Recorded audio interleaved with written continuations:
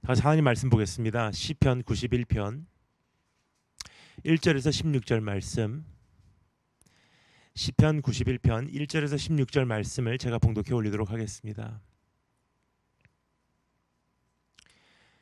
지존자의 은밀한 곳에 거주하며 전능자의 그늘 아래 사는 자여, 난 여호와를 향하여 말하기를 그는 나의 피난처요 나의 요새요 내가 의뢰하는 하나님이라 하리니, 이는 그가 너를 새 사냥꾼의 울무에서와 심한 전염병에서 건지실 것이미로다. 그가 너를 그의 깃으로 덮으시리니 내가 그의 날개 아래에 피하리로다. 그의 진실함은 방패와 손방패가 되시나니, 너는 밤에 찾아오는 공포와 낮에 날아드는 화살과 어두울 때 퍼지는 전염병과 밝을 때 닥쳐오는 재앙을 두려워하지 아니하리로다. 1000명이 왼쪽에서 10,000명이 내 오른쪽에서 엎드러지나 이 재앙이 내게 가까이 하지 못하리로다. 오직 너는 똑똑히 보리니 악인들의 봉을 네가 보리로다.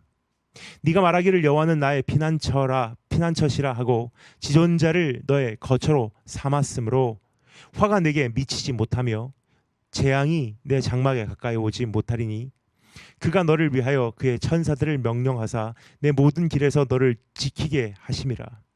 그들이 그들의 손으로 너를 붙들어 발이 돌에 부딪히지 아니하게 하리로다. 네가 사자와 독사를 밟으며 젊은 사자와 뱀을 발로 누르리로다. 하나님이 이르시되 그가 나를 사랑한즉 내가 그를 건지리라. 그가 내 이름을 안즉 내가 그를 높이리라. 그가 내게 간구하리니 내가 그에게 응답하리라. 그들이 환난 당할 때에 내가 그와 함께하여 그를 건지고 영화롭게 하리라. 내가 그를 장수하게 함으로 그를 만족하게 하며 나의 구원을 그에게 보이리라 하시도다. 아멘. 다 같이 기도하겠습니다. 주님 감사합니다. 오늘 이 시간에도 주님 음성 듣기를 간절히 사모합니다. 예수 그리스도의 보혈로 덮으시고 주 성령으로 인치시사 오늘 다시 한번 말씀 안에서 변화되는 역사를 경험하기를 간절히 소망합니다. 예수님 이름으로 기도드립니다. 아멘. 시편 91편은 하나님의 엄청난 보호하심에 대한 약속을 기록하고 있습니다. 하나님께서 자신의 백성을 어떻게 지키시는가 보여주고 있습니다. 하지만 사탄은 끊임없이 하나님의 약속을 왜곡시키려고 합니다. 특히 시편 91편에 기록된 내용을 크게 변질시키려고 하는 것 같습니다. 그래서 원래 하나님께서 의도하셨던 그 약속의 참된 의미가 우리 안에서 잘못 정리될 때가 있다는 사실입니다.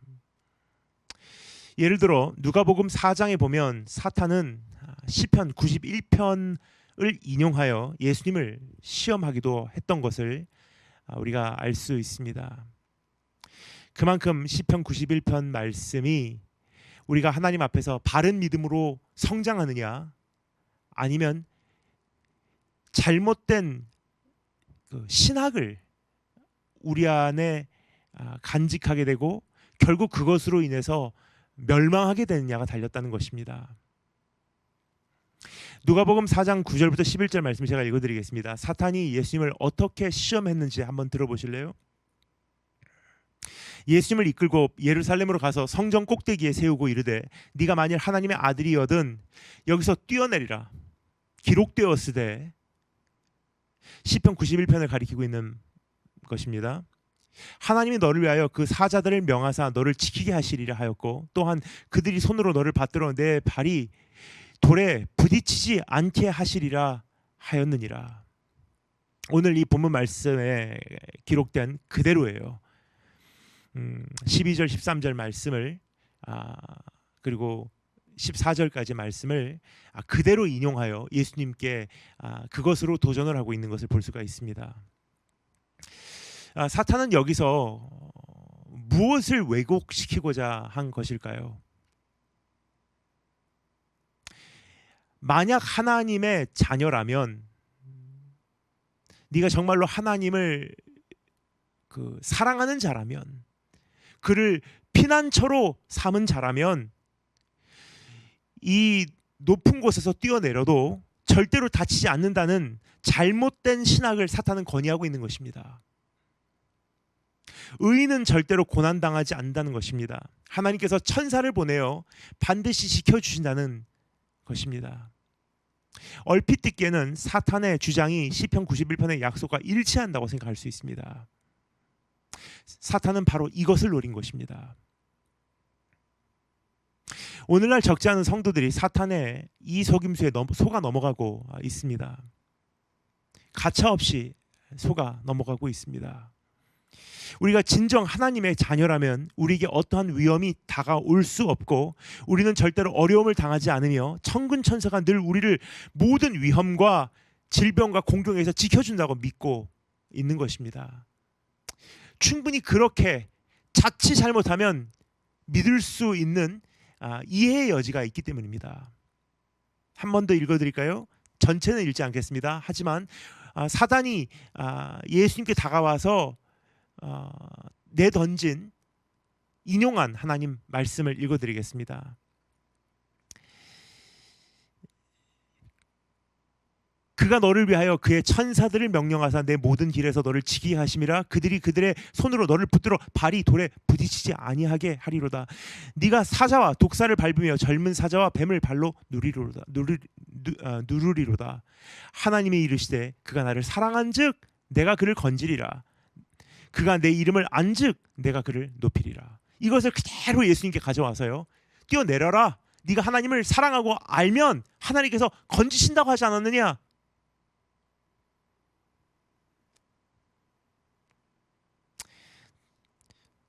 다시 말씀드리자면,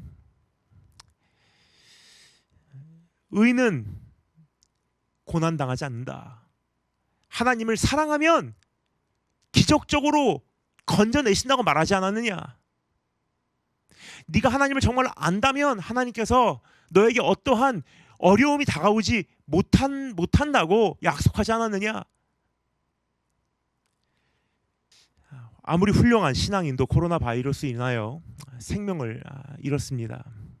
경건한 크리스찬도 대폭의 금리 인상으로 인하여 사업의 위기를 맞이하고 있습니다. 또 얼마나 많은 성도들이 불행한 일을 겪고 있고 장애와 씨름하고 있고 관계 문제로 앓고 있으며 갑작스러운 사고로 깊은 슬픔에 빠져 있습니까? 그렇다면 하나님의 약속과 사실은 우리의 현실이 조금 이 차이가 있는 것이 아닌가 하는 생각을 할 수밖에 없습니다. 우리는 그 누구도 부인할 수 없는 이 세상살이의 현실 앞에서 사단의 속임수에 넘어간 이들만큼은 하나님을 거짓말쟁이 취급하며 원망하기 시작합니다. 하나님의 사랑을 의심합니다. 하나님의 약속을 불신합니다. 그리고 하나님을 떠나갑니다. 하나님 이렇게 약속하셨는데 내가 분명 하나님을 사랑하고 알고 있다고 생각하지만 왜 나에게는 이러한 어려움이 있습니까? 하나님, 주님의 자녀를 주님께서 지키신다고 약속하지 않으셨습니까? 시편 91편 말씀 보십시오. 그런데 왜 나에게는 이러한 불행한 일이 발생했습니까? 하나님 거짓말장입니다. 하나님 어떻게 이럴 수가 있습니까? 하나님 약속을 안 지키셨습니다. 하나님 정말 나를 사랑하십니까? 난 하나님을 못 믿겠습니다. 그러니까 사단이 예수님 때도 그랬지만 오늘도 하나님의 자녀들에게 이러한 신학으로 다가와서 속임수를 던지고 있다는 거예요. 근데 그 속임수에 가차없이 넘어간 사람들이 생각보다 굉장히 많다는 거예요.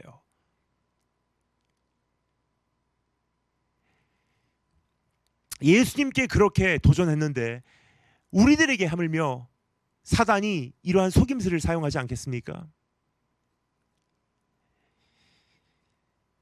이러한 사단의 속임수에 주님께서는 뭐라고 말씀하셨는지 기억하시는지요? 이렇게 대답하시죠. 주 너의 하나님을 시험하지 말라. 하나님의 진실성을 간보지 말라는 뜻입니다. 하나님의 사랑을 의심하지 말라는 뜻입니다. 하나님의 약속을 불신하지 말라는 뜻입니다. 그러니까 주님은 그 사단의 속임수의 핵심적인 정체를 밝혀버렸어요. 우리로 하여금 하나님의 사랑과 하나님의 그 선하심과 하나님의 신실하심을 질문케 하는 것.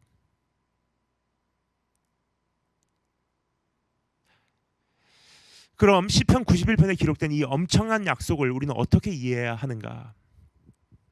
하나님을 사랑하고 아는 자, 하나님의 자녀를 반드시 지켜주신다고 했는데 우리 현실과 너무 큰 차이가 있다는 거예요. 여전히 고통과 아픔과 슬픔과 너무나 많은 어려움이 있지 않습니까?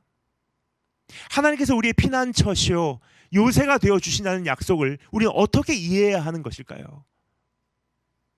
하나님께서 우리를 모든 전염병과 공포와 재앙에서 건지신다는 것을 우리는 어떻게 이해해야 하는 것입니까? 이제 우리는 사단에 왜곡된 신학에 속아 넘어가지 말아야 합니다. 그러기 위해서는 우선적으로 우리는 하나님의 약속을 하나님께서 의도하신 대로 정확하게 이해해야 할 필요가 있어요. 시편 91편에서 주님은 우리에게 무엇을 약속하고 계신 것인가? 다음과 같은 세 가지로 나누어 시편 91편을 정리해 보도록 하겠습니다. 그 그늘 아래 거하는 자, 두 번째 가장 큰 축복, 그리고 세 번째 가장 아름다운 선물입니다. 세 가지. 그 그늘 아래 거하는 자, 두 번째 가장 큰 축복, 세 번째 가장 아름다운 선물. 그럼 첫 번째 그 그늘 아래 거하는 자. 오늘 이 말씀은 분명한 대상이 있습니다. 이 엄청난 약속을 경험하기 위한 분명한 기준이 있다는 것입니다. 1절 말씀 읽겠습니다. 지존자의 은밀한 곳에 거주하며 전능자의 그늘 아래에 사는 자여 하면서 이 약속이 펼쳐지기 시작해요. 분명한 대상 누구죠? 지존자의 은밀한 곳에 거주하며 전능자의 그늘 아래에 사는 자라는 거예요. 여기서 사용되고 있는 주된 표현은 거주하다, 살다, 즉 거하다입니다. 이들은 지존하신 하나님과 친밀한 관계 속에 거한다고 합니다. 이들은 전능하신 하나님의 그림자 속에 숨겨질 정도로, 감추어질 정도로 하나님과 가까운 곳에 거한다고 합니다. 성경에서 거주한다, 살다, 거하다라는 표현은 지속성을 나타내는 단어입니다. 함께 거하다, 사라지는 것이 아니라 거한다, 현재 진행형이에요. 일시적으로 친밀한 관계를 갖는다는 뜻이 아닙니다. 임시적으로 가까운 곳에 있다는 뜻이 아닙니다. 부분적으로만 마음을 주고 형식적으로만 친한 척하며 가식적으로 교제하는 것이 아닙니다. 지존자의 은밀한 곳에 거주하며 전능자의 그늘 아래에 산다는 것은 언제까지나 주님 곁을 떠나지 않고 주님을 변함없는 애정으로 대하며 주님께 진심을, 전심을 쏟아넣는 것을 의미하는 것입니다. 이러한 사람들만 다음과 같은 고백을 드릴 수 있는 특권을 행사할 수가 있게 됩니다. 2절 3절 나는 여호와를 향하여 말하기를, 이들이 뭐라고 말합니까? 나는 여호와를 향하여 말하기를 그는 나의 피난처요 나의 요새요 내가 의뢰하는 신뢰하는 하나님이라 하리니. 그들은 그렇게 말하게 된다는 거예요. 왜요? 그렇게 경험하기 때문에. 이는 그가 너를 새 사냥꾼의 올무에서와 심한 전염병에서 건지실 것임이기 때문이로다. 하나님께서 그렇게 하시기 때문에 너희는 하나님을 향하여 피난처요 나의 요새요 내가 신뢰하는 하나님이라 부르게 될 것이다. 그들은 누굽니까? 하나님의 그 그늘 아래 거하는 자들이에요. 순간적으로 있다가 떠나는 사람이 아니고 힘들 때만 주님께 의지하는 것이 아니라 끊임없이 언제까지나 전심 다해 하나님 앞에 나와서 주님과 함께 사는 자들을 의미하는 것입니다.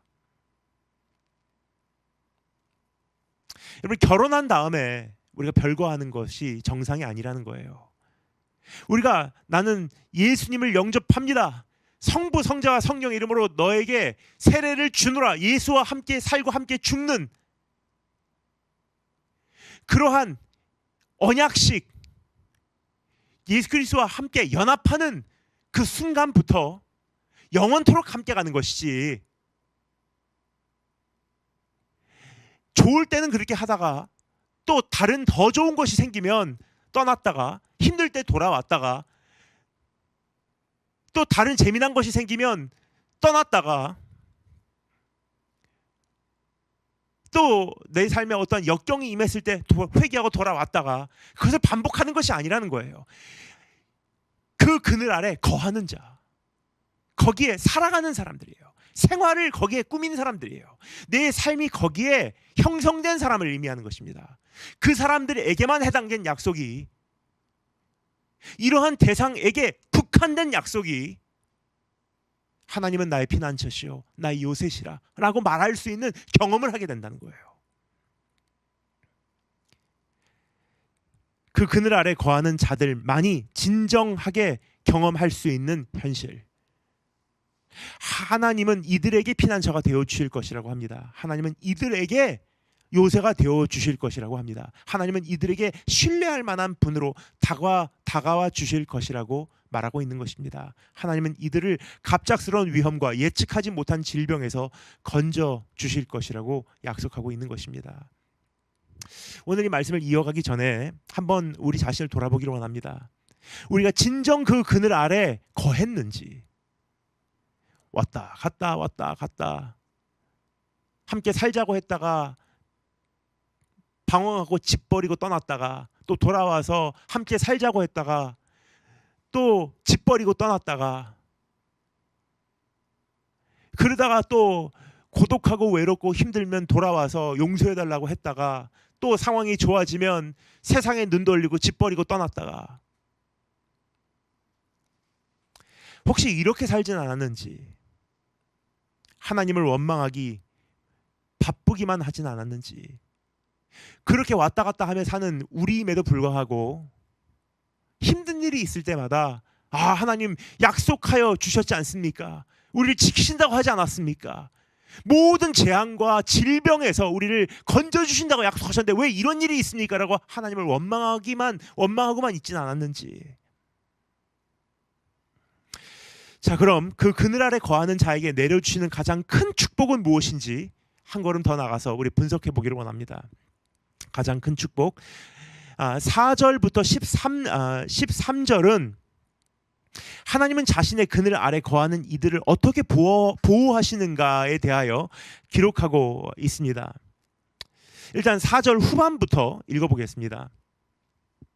그의 진실함은 방패와 손방패가 되시나니, 5절, 너는 밤에 찾아오는 공포와 낮에 날아드는 화살과 어두울 때 퍼지는 전염병과 밝을 때 닥쳐오는 재앙을 두려워하지 아니하리로다. 1000명이 내 왼쪽에서 10,000명이 내 오른쪽에서 엎드러지나 이 재앙이 내게 가까이 하지 못하리로다. 8절, 오직 너는 똑똑히 보리니 악인들의 보응을 네가 보리로다. 네가 말하기를 여호와는 나의 피난처시라 하고 지존자를 너의 거처로 삼았으므로 화가 내게 미치지 못하며 재앙이 내 장막에 가까이 오지 못하리니.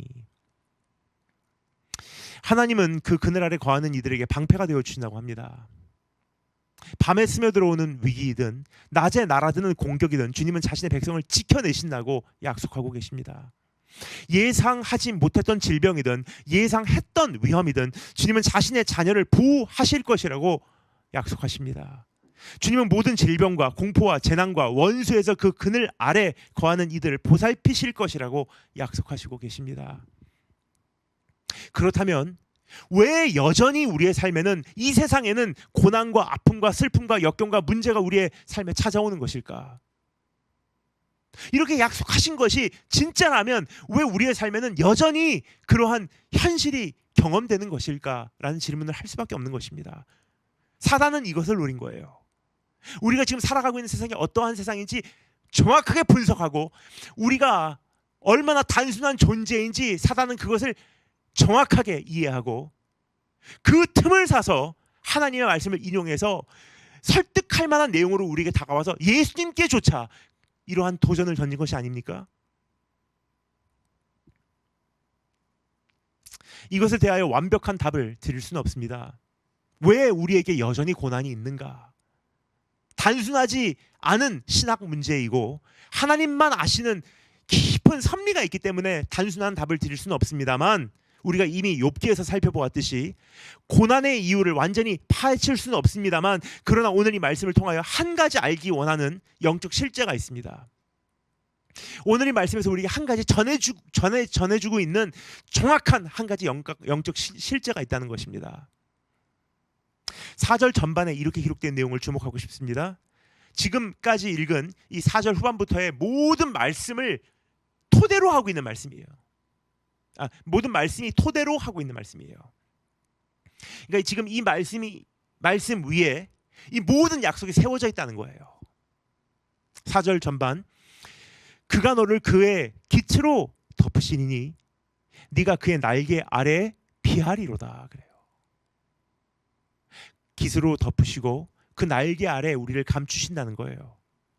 마치 어미새가 그 새끼를 날개로 덮어 감싸듯이 하나님께서 우리를 완전히 덮어 감싸고 계시다는 뜻입니다. 이 실제가 전제예요. 하나님께서 우리를 완전히 덮어 감싸고 계시기에 그 다음에 이어지는 하나님께서 우리에게 방패가 되어주시는 것이라는 뜻입니다. 그렇죠? 덮어 감싸시면 하나님의 깃이, 하나님의 날개가 우리의 방패가 된다는 거예요. 그래서 모든 질병과 공포와 재난과 원수가 이어지는 내용입니다. 우리에게 가하는 타격은 이 방패가 막아내는 것이라고 우리가 결론을 지을 수 있습니다. 자, 정리하자면 이 사전 전반 말씀, 하나님께서 우리를 그 날개 아래 감추어 주심으로, 우리를 그 날개로 덮어 주심으로 우리에게 방패가 되어 주시고, 고난이 없는 것이 아니라 이 세상에 질병과 어려움과 고난과 위기와 위험과 슬픔과 어마어마한 이런 재앙이 존재하지 않는 것이 아니라 언제나 우리 주변에 도사리고 있지만, 언제나 우리를 향해서 낮과 밤 예상했던 예상하지 않았던 우리에게 다가오지만 방패가 우리를 막아주고 있다는 뜻이에요. 우리에게 가해지는 작은 충격은 하나님의 날개가 이미 흡수한 찌꺼기 충격이라고 이야기하고 있는 거예요. 어마어마한 것이 우리를 타격하지만 하나님의 날개가 우리를 감추어 주기에, 감싸 주시기에 하나님께서 그것을 다 흡수하시고 우리에게는 그 진동 정도만 느껴진다고 이야기하고 있는 것입니다. 이것이야말로 최고의 축복입니다. 아무런 문제가 없는 것이 축복이 아니라 최고의 축복은 무엇이냐? 감싸주심. 그래서 성경에 보면요, 처음부터 마지막까지 감싸주심에 대한 이야기를 참 많이 해요. 덮어주심, 덮어서 감싸주심. 이것을 히브리어로 야삭이라고 하는 표현으로 여기서 사용하고 있는데 굉장히 많이 성경에 등장해요. 피로 덮어주시고 하나님의 긍휼로 덮어주시고, 언약궤 위에도 하나님의 그 mercy seat, 하나님의 긍휼의 보좌로 덮어주시고, 그 언약을 덮고 있는 것은 무엇입니까? 하나님의 긍휼이에요. 하나님의 신실하심이에요. 오늘 우리를 감싸고 있는 것은 무엇입니까? 예수 그리스도의 보혈이에요.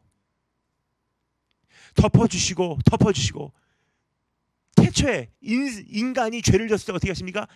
가장 정확한 모형으로 동물의 가죽으로 덮어주시고, 그 노아의 홍수에 온 세상이 다 멸망하는 하나님의 심판 가운데 하나님이 사랑하는 그 자녀들을 어떻게 하셨습니까? 방주가 덮어버렸어요. 방주가 감싸고 있어요. 그럼 방주는 어떻게 됐습니까? 그 엄청난 파도에 휩쓸리고 매를 맞게 됩니다. 이것이 최고의 축복입니다. 그렇습니다. 그 그늘 아래 거한다고 우리에게 고난과 아픔과 슬픔과 역경과 문제가 아예 없어지는 것은 아닙니다. 이 세상살이 하는 동안에는 우리는 이미 깨진 세상이기에 이러한 것들을 절대로 피해갈 수는 없습니다. 이것이 하나님께서 이 세상을 만드신 어떠한 질서가 있었고 그 질서가 깨진 결과이기에 하나님은 우리를 그 안에서 일단 임시적으로 잠시 동안은 이 역사가 마무리되는 그날까지는 살게 하셨어요. 왜요? 스스로를 부인할 수 없지 않습니까? 만드신 질서이기 때문에. 그러나 하나님께서 대신 근본적인 저주와 통증은 흡수해 주신다는 뜻이에요. 스스로를 부인할 수 없지만, 스스로를 부정할 수 없지만, 스스로 그 안에 모순을 일으킬 수는 없지만, 그것으로 인한 엄청난 그 결과는 하나님께서 흡수해 주신다는 뜻이에요. 우리의 정신과 마음과 영혼에게 치명적일 수 있는 타격만큼은 하나님께서 대신 흡수해 주신다는 뜻입니다. 2011년, 약 11년 전이죠. 2011년 5월 22일 미국 그 미조리주 조플린이라고 하는 한 도시를 거대한 토네이도, 미국 역사에 몇 번 있을까 말까 한 거대한 토네이도, 회오리 바람이 강타를 했어요. 시속 320km로 주변의 모든 것을 빨아들여 공중으로 들어 올려 분해시켜버리는 회오리 바람이죠. 사실 그 어떠한 재난, 자연 재해보다도 사람들이 가장 두려워해야 되는 것이 토네이도래요. 그냥 다 쓸고 가버린대요. 그리고 바람으로 날려버리는 것이 아니라 일단은 그 회오리 바람 속으로 흡수를 해버려서 그 안에서 다 분해를 시켜버려요. 그 안에서 엄청난 충돌이 일어나고요. 그 안에는 전기줄도 있고 가스 탱크도 있을 것이고 가스 렌지도 들어갈 것이고 자동차도 들어가고 휘발유 가득 채워진 가스통도 그 안에 들어갈 것이고 마찰이 일어나고 폭파가 일어나고 그 안에 서로 충돌이 일어나며 그 안에서 돌아가는 이 어마어마한 파편들은요, 마치 총알 수만 개, 수십만 개의 총알과 같이 돌아간다고 합니다. 그것을 다 공중으로 그렇게 들어 올려서요 폭파해버리는 거예요. 그게 토네이도입니다. 당시 저플린에 살고 있었던 던 그리고 베더니 랜서라고 하는 젊은 부부가 있었습니다. 토네이도가 그들이 살고 있는 집을 쳤을 때 순식간에 그 지붕과 기둥과 기초와 집안 모든 가구와 살림은 산산조각나며 소용돌이 치기 시작합니다. 이때 남편 던이 급히 자기 아내를 화장실 욕조로 데리고 들어갔습니다. 베단이 그 아내를 욕조 바닥에 누이고 그는 그녀를 덮어 감쌌어요. 결국 베다니는 생명을 건질 수 있었지만 더는 숨지게 되었습니다. 이 사건으로부터 조금 시간이 지난 후 그녀는 인터뷰에서 다음과 같이 말했습니다. 내 영웅은 내 남편이에요. 셀 수 없이 많은 파편이 상상을 초월하는 속도로 소용돌이치며 남편의 몸을 잔인하게 내리쳤다고 합니다. 그때마다 이 충격이 남편의 몸을 통하여 자기의 몸에도 느껴졌다고 합니다. 남편의 얼굴이 바로 자기 눈앞에서 퍼렇게 변해가는 것을 지켜보았다고 합니다. 그리고 토네이도가 모든 것을 다 쓸어버리고 지나간 후에 정신을 차리고 보니 남편의 몸은 이미 차가운 갈기갈기 찢긴 시체가 되어 있었다고 합니다. 이것이 바로 주님께서 우리를 자신의 깃으로 덮으시고 우리를 자신의 날개 아래 피하게 하신다는 뜻이에요. 문제가 없다는 뜻이 아닙니다. 이 세상이 살기 좋은 세상이 되게 한다는 뜻이 아니에요. 고통과 아픔과 질병과 상처와 악한 것들과 끊임없이 우리를 공격하고 이 붕괴돼가는 세상의 현실은 그대로예요. 언제까지? 주님께서 마침내 이 세상에 오시는 그 마지막 순간까지. 근데 그 안에서 지금 내가 하나님을 우리의 주님이라고 영접할 정도로 고백할 정도로 내 신앙은 여전히 유지되고 있고 천국 가면 이 모든 아픔에서 이제 드디어 해방될 수 있구나, 우리의 눈에 눈물을 다 닦아주실 것이구나라는 소망을 품고 살아가고 있고, 여러분 이게 기적이에요. 우리가 살고 있는 세상은 우리가 생각하는 것만큼 열심히 노력하면 살만한 세상이야가 아니라는 거예요. 모든 사회학자들이 인정할 수밖에 없는 한 가지 현실, 인생의 90% 이상은요 슬픔과 고통과 이별과 죽음을 향한 두려움을 향해서 그 공포 속에 살아가는 거래요. 나머지 10%로 낙을 삼고 그것으로 우리의 어떠한 즐거움을 삼고 제정신으로 조금이나마 살아가려고 몸부림치는 것이 인생이래요. 지나온 날들을 돌아보면 굉장히 어려웠던 순간들이 많았는데 어떻게 나 같은 사람이 어느 정도의 제정신으로 주님 앞에 여전히 살아가고 있는지 이 자체가 기적 아니겠습니까?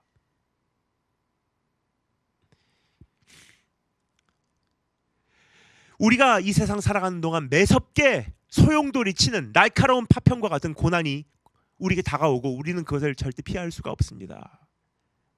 그러나 주님은 우리를 덮어 감싸 주신다고 합니다. 치명적인 타격은 주님께서 직접 흡수해 주신다는 거예요. 하지만 작은 충격은 우리의 삶에서도 느껴질 것입니다.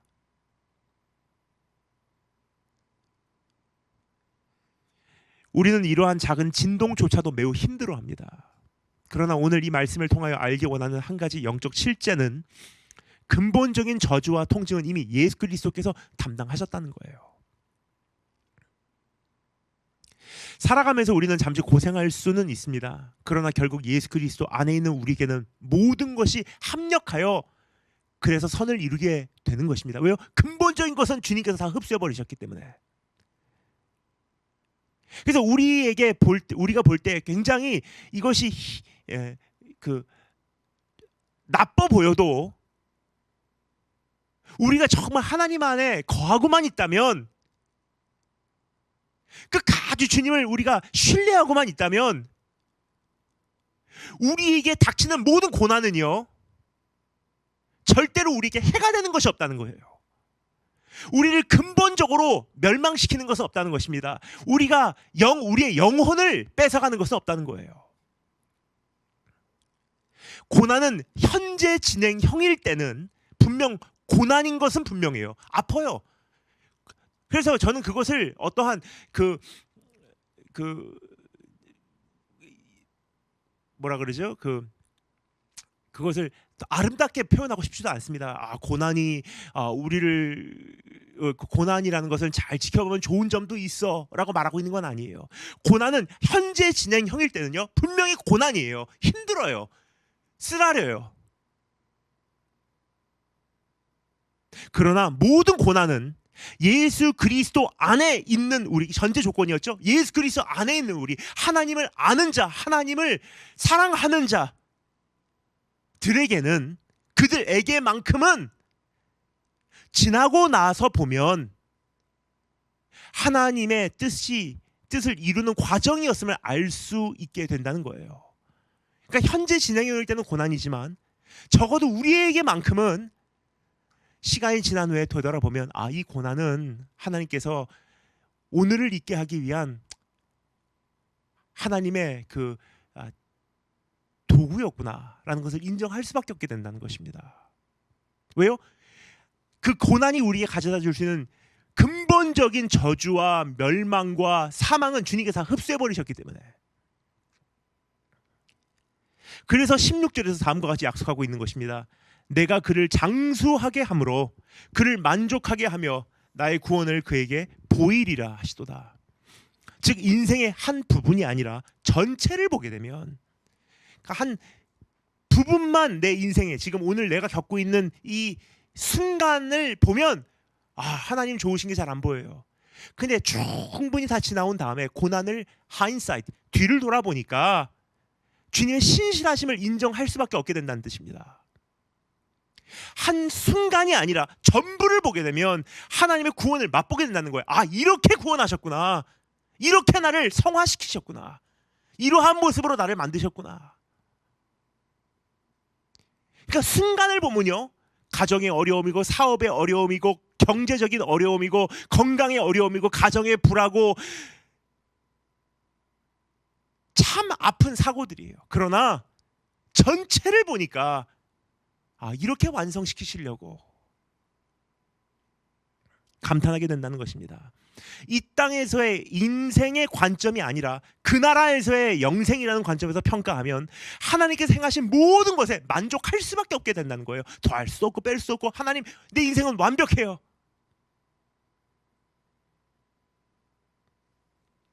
여러분, 주님 안에 계시다는 사실을 인지하고 계십니까? 지금 우리가 지금 한 가지 분명히 알기를 원하는 이 영적 실제, 이미 말씀드렸습니다. 우리가 일반적으로 그냥 이 육안으로 보는 공원의 이 평화로움과 같은 인생 속에 살고 있는 것이 아니라는 거예요. 조금 우리가 영적으로 깨어나서 현실을 보잖아요. 어마어마한 회오리 바람 가운데 놓여진 것이 인생이라는 존재예요. 파편이 날아들고 전기가 벼락과 같이 가로지르고 사방에서 폭발이 일어나고 있는데, 참 희한하게 우리가 아직까지 어느 정도의 모습을 이렇게 살아가고 있다는 거, 아직까지 어느 정도 생명이 유지되고 있다는 거, 지금까지 살아왔다는 거, 여전히 하나님을 나의 주로 모시고 있다는 거, 고백하고 있다는 거, 주님 안에 있다는 증거입니다. 주님께서 우리를 덮어 감싸고 계시다는 사실을 믿으십니까? 하나님은 우리를 덮어 감싸기 위하여 가장 아름다운 선물을 이 땅에 보내주셨습니다. 예수 그리스도입니다. 세 번째, 가장 아름다운 선물, 예수 그리스도. 잠시 살펴보겠습니다. 예수님은 하나님의 독생자입니다. 하나님께서 지극히 기뻐하시고 사랑하시는 분이십니다. 그래서 하나님의 자녀 중에 자녀요. 하나님께서 가장 사랑하는 자요, 기뻐하는 자래요. 예수님이야말로 하나님께서 천사들에게 명령하여 골고다에서 건져내셨어야 합니다. 그러나 우리 주님은 아버지께 구하여 12군단 더 되는 천사를 보내달라고 구하지 않았어요. 오히려 도살장으로 끌려가는 양과 같이 묵묵히 십자가의 길에 굴복하셨습니다. 이미 여기서 우리가 알고 있는 신학이 깨지기 시작하는 거예요. 우리가 알고 있는 사단이 잘못 왜곡시킨 신학은요, 사랑하면, 하나님께서 우리를 사랑하시면 천사들을 동원해서 우리 발이 돌에 부딪히지 않게 해야 되는 거예요. 근데 예수님께서 이미 증명하셨어요. 어떻게 해요? 천군 천사를 동원하여 12군단을 불러낼 수 있대요. 그러나 그렇게 안 하시겠대요. 오히려 칼을 빼드는 제자 베드로를 주님께서 꾸짖으시고, 다시 칼집에 집어넣어라. 내가 원한다면 지금 12군단을 불러서 아버지께 요청하여 군대를 동원할 수가 있다. 그런데 난 그거 안 한다 하시면서 어떻게 하십니까? 자신을 잡으러 온 사람들에게 끌려가셨어요.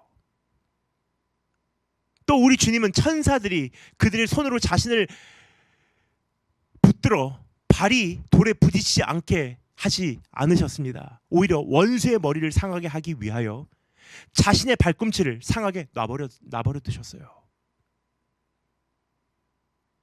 발이 상하지 않게 한다. 천사들을 동원해라.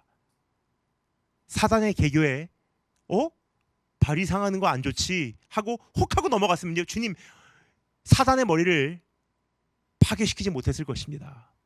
그럼 하나님의 약속은 성취되지 못하고 그거야말로 복음이라는 것이 탄생되지 않았을 것입니다. 그러니까 주님 어떻게 하십니까? 그래, 내 생명 가져가라. 이까지 육신쯤은 가져가라. 그렇지만 나는 사단의 머리를 짓밟아 버리겠다. 그리고 아버지의 뜻을 이루어드리고 복음을 완성시키시고 우리를 구원하셨어요. 그러니까 우리가 자칫 잘못하면요, 사단이 그려주는 하나님의 말씀을 인용한 퇴색된 신학을 나도 모르는 사이에 받아들이게 된다는 거예요. 그리고 그것을 전제로 하나님을 평가해요. 그것을 가지고 하나님을 잣대질하는 거예요. 나를 사랑하십니까? 사랑하지 않으십니까? 하나님은 선하신 분이십니까? 나쁘신 분이십니까? 하나님의 약속을 지키십니까? 안 지키십니까? 그것을 잣대로 평가하는 거예요. 그러니까 예수님은 그때도 그랬지만 오늘도 우리에게 부르짖고 계십니다. 하나님을 시험하지 말라. 하나님의 신실하심을, 너를 향한 하나님의 사랑을 의심하지 말라. 왜 주님은 거기까지 발꿈치가 상하도록 놔두시고 천사들을 동원하기를 거절하시고 왜 거기까지 하셨을까? 가장 아름다운 선물을 우리에게 주시기 위해서 14절 15절 말씀, 하나님이 이르시되 그가 나를 사랑한즉 내가 그를 건지리라. 그가 내 이름을 안즉 내가 그를 높이리라. 그가 내게 간구하리니 내가 그에게 응답하리라. 그들이 환난 당할 때 내가 그와 함께하여 그를 건지고 영화롭게 하리라. 예수 그리스도께서 가장 아름다운 선물로 이 땅에 보내심을 받은 이유는 우리로 하여금 단순히 고난을 우리가 피하고 문제를 해결하고 어떠한 위기가 우리 곁에 다가오는 것을 차단하기 위해서가 아니라, 오늘 이 말씀에서 참 중요한 키워드가 되는 것이 무엇이냐? 하나님이 이르시되 그가 나를 사랑한즉, 그가 내 이름을 안즉, 그가 나에게 간구하리니. 이게 기적 아닙니까? 우리와 같은 존재가요, 하나님을 알게 되고요, 하나님을 사랑하게 되고요, 하나님께 간구하게 된대요. 그것을 주시기 위해서 주님께서 이 땅에 오시고요, 그것을 우리에게 심어주기 위해서 잘 봐라 하시면서 풀려나기보다 고난을 선택하시고, 어떠한 군대를 동원하기보다 십자가에 달리신 거예요. 요한복음 14장 7절, 너희가 나를 알았더라면 내 아버지도 알았으리라 그래요. 우리는 예수님을 통해서 하나님을 알게 됐습니다. 이제부터는 너희가 그를 알았고 또 보았느니라. 예수님을 통하여 우리는 하나님에 대하여 알 수 있게 된 것입니다. 고린도서 4장 6절, 하나님께서 예수 그리스도의 얼굴에 있는 하나님의 영광을 아는 빛을 우리 마음에 비추셨느니라. 드디어 예수님을 통하여 우리는 마침내 하나님의 아름다움을 흠모할 수 있는 존재가 됐다는 거예요. 하나님 우리를 사랑하시는구나, 하나님 참 좋으신 분이시구나, 어떻게 예수님을 통해서 알 수 있는 것들, 거기까지 나를 위해서 고난 받으셨구나, 거기까지 나를 위해서 희생 당하셨구나. 여러분, 고난과 희생이 없다면요, 나를 향한 사랑을 사실 몰랐을 거예요. 하나님을 진정으로 사랑할 수 있게 되었다는 것입니다. 우리는 하나님의 본심을 이제 알기에 우리는 하나님을 사랑하게 되었습니다. 이전까지는 우리는 우리의 고난만 보였어요. 거기가 우리의 그 포커스였었어요. 우리의 고난, 그것이 나의 주된 관심사였어요. 하지만 십자가에 달리신 예수 그리스도, 나 대신 그 십자가에 달리셔서 높이 들려진 예수 그리스도를 역사의 무대에서 목격하고 나니까 이제는 우리를 덮어 감싸고 계신 주님의 날개를 보기 시작한 거예요. 치명적인 저주와 통증은 이미 주님께서 흡수해 주셨구나. 죄의 모든 이 죽음의 화살은 주님께서 대신 맞아 주셨구나.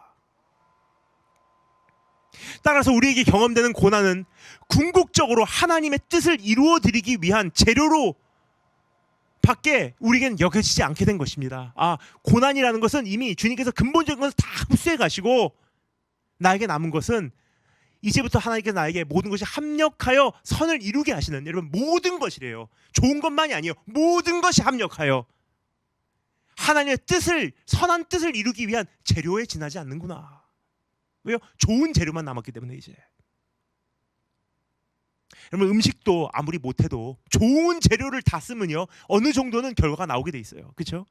물론 최악으로 망칠 수 있는 그런 기적도 일어나긴 하지만, 웬만한 사람이라면 좋은 재료만 해서 크게 우리가 망치는 행위를 하지 않으면요, 어느 정도는 결과가 나오게 돼 있지 않습니까? 좋은 재료.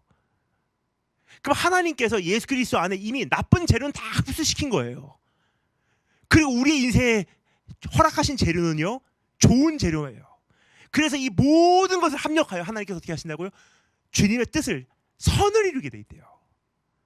여러분, 나쁜 재료를 통해서 선이 이루어지지 않습니다. 선은 선한 것에서 이루어지는 것이 선이에요. 그럼 우리에게 지금 닥쳐지는 고난과 아픔과 눈물과 이 역경과 이 어려움은요, 우리가 평가하기에는, 우리의 관점에서, 순간적인 이 지점에서, 부분적인 차원에서 평가하기에는 나쁜 재료일 수 있어요.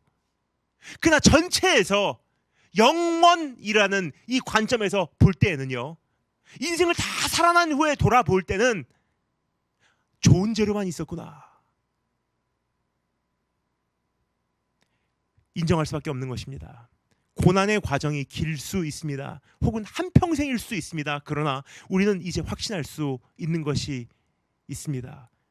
언젠가 전체를 보게 되면 주님께 감격의 찬양을 올려드릴 수밖에 없는 날이 온다는 사실을, 언젠가 전부를 보게 되면 하나님의 구원을 노래하게 될 수밖에 없게 된다는 사실을, 언젠가 천국에 서게 되면 주님의 모든 역사에 만족할 수밖에 없게 된다는 사실을.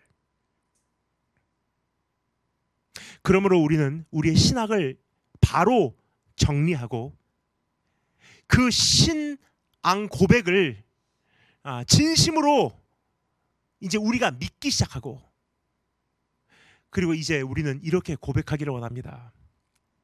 너 근심 걱정 말아라. 주 너를 지키리. 주 날개 밑에 거하라. 주 너를 지키리.